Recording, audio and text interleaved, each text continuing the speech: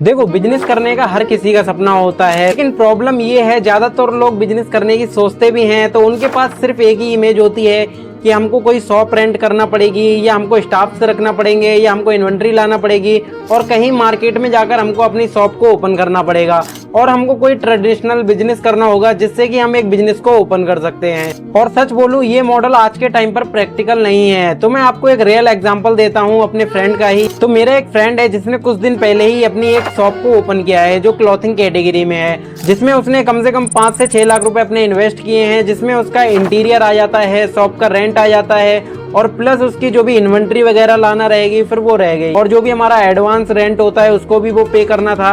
तो उसने कम से कम अच्छा खासा पैसा लगा दिया था फिर वो सोच रहा था कि मैंने अच्छा खासा पैसा लगा दिया है और मेरा एक बिजनेस बन गया है, लेकिन रियलिटी कुछ और थी। तो देखो, उसने अपनी शॉप को ओपन तो कर लिया, लेकिन फिर उसको क्या करना पड़ता था, डेली उस शॉप को ओपन करना पड़ता था। तो मंथली उसको रेंट भी पे करना था अपनी शॉप के लिए, तो उसके लिए कम से कम उसको डेली 12 घंटे अपने देने ही थे शॉप के ऊपर।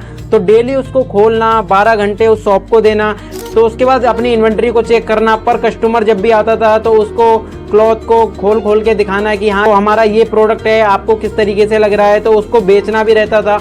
तो ये सारी हेडक रहती थी। तो मुझे ही आप बताइए कि उसका ये बिजनेस किस तरीके से हुआ। वो मेरी नज़रों में वो कोई बिजनेस ओनर नहीं हुआ, वो नॉर्मली अपनी दुकान का एक एम्प्लॉय हुआ जो अपने बिजनेस पे कम से कम 12 घंटे दे रहा था। और अगर वो एक दिन भी अपनी शॉप को ओपन ना करे तो उसकी जो भी इनकम होती है वो रुक जाती है। तो फिर उसके बाद मेन बात ये होती है कि वो उस शॉप में लॉक हो जाता है और कहीं पर भी नहीं जा पाता है।